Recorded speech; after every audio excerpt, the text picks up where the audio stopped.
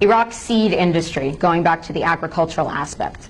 Before 2003, they had a well-functioning, centrally controlled seed industry that had developed over the years a rich seed variety for almost every variation of wheat in the world today.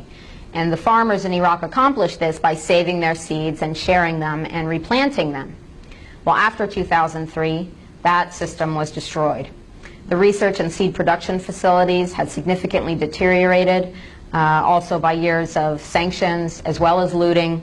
They had a national seed bank that had seeds dating back thousands of years since the early farmers. It's gone now.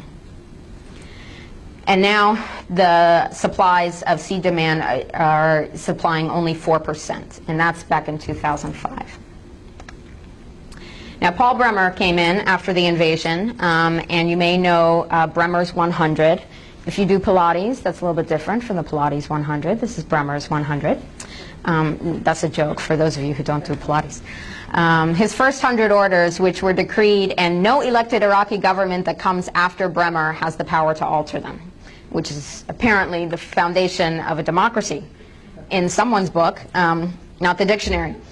Anyway, Order 81 is important because it affected the agriculture in Iraq, and it's got a legal name: Patent Industrial Design, Undisclosed Information, Integrated Circuits, and Plant Variety Law.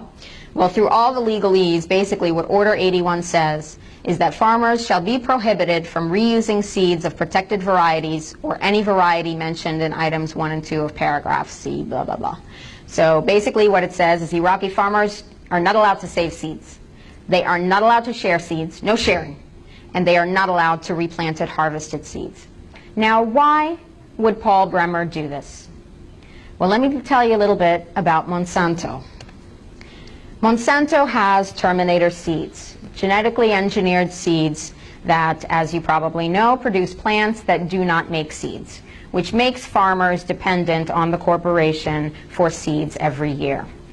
Now, Monsanto and Dow Chemical and the Cargill Corporation, they all have an interest here because they're all manufacturing either the seeds or the chemicals to treat those plants with. And they need a place, a laboratory, if you will, to try out their new toys. So, Cargill Corporation, a grain conglomerate, their former vice president, Daniel Amstutz, was made the agricultural advisor to Iraq, also a former USDA official.